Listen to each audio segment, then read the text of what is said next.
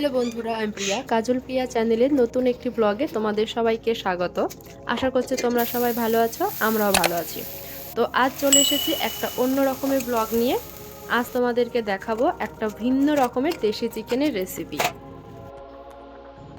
তো সাথে থাকো আর দেখতে থাকো কি পদ্ধতিতে আমি চিকেনের রেসিপিটা বানাই। প্রথমে আমি প্রয়োজন মতো পেঁয়াজ, আদা ও রসুন কুচি করে কেটে রাখলাম। তারপর প্রয়োজন মতো লঙ্কা, জিরা, এলাচ, লং আর দারচিনি পেস্ট করে নিলাম মিক্সারে।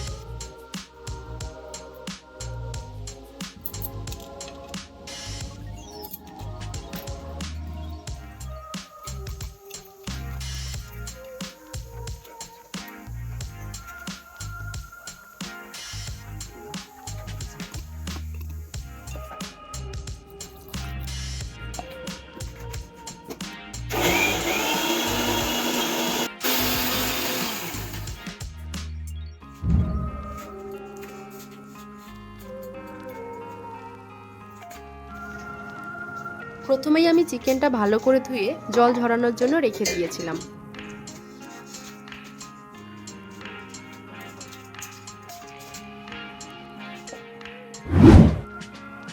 বন্ধুরা, আমাদের ইউটিউব চ্যানেলটি সাবস্ক্রাইব করে দিও ও পাশে থাকা নোটিফিকেশনটি অল করে রেখো এবং লাইক, শেয়ার ও কমেন্ট করে দিও। কড়াইটা গরম হয়ে গেলে অল্প একটু তেল দিয়ে সামান্য পরিমাণ লবণ ও হলুদ দিয়ে আলুটা ভালো করে ভেজে নিলাম ও আলুটা ভাজা হয়ে গেলে অন্য একটি পাত্রে আলুটা তুলে রাখলাম।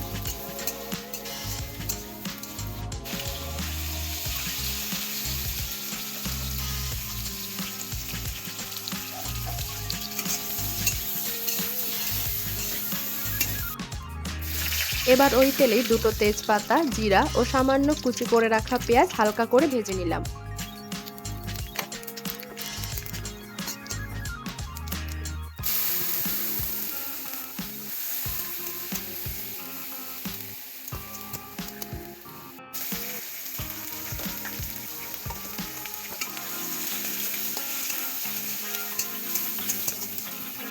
পেঁয়াজটা ভালো মতো ভাজা হয়ে এলে আগে থেকে করে রাখা পেঁয়াজ, আদা, রসুন ও লঙ্কার পেস্টে দিয়ে দিলাম ও অল্প পরিমাণে তেল, হলুদ ও স্বাদ অনুযায়ী লবণ দিয়ে মশলাটা ভালো করে ভেজে নিলাম।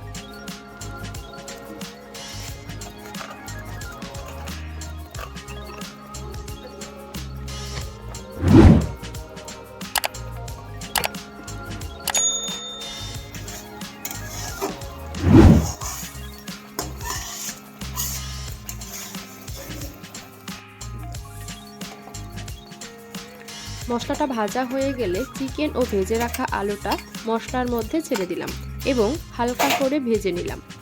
তারপর সামান্য পরিমাণে জল দিয়ে দিলাম চিকেনটা কষানোর জন্য।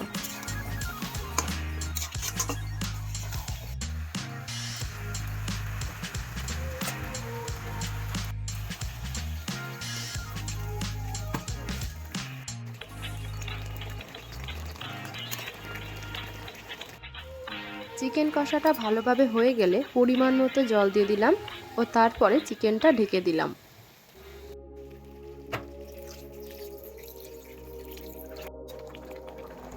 কিছুক্ষণ জ্বালানোর পরে একটা টমেটো ও কুচি করে রাখা ধনেপাতা চিকেনের মধ্যে দিয়ে দিলাম।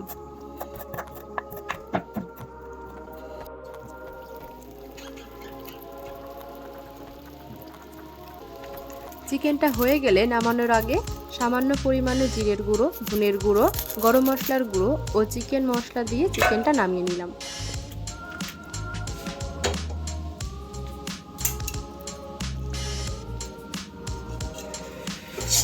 তোমরা যারা এই রেসিপিটা বানাবে তারা অবশ্যই আমাকে কমেন্ট করে জানাবে যে তোমাদের চিকেনটা কেমন হয়েছে। তো আজ এই পর্যন্তই, দেখা হবে নতুন কোনো ব্লগে। আর আমার ভিডিওটা দেখার জন্য তোমাদের অনেক অনেক ধন্যবাদ। টাটা।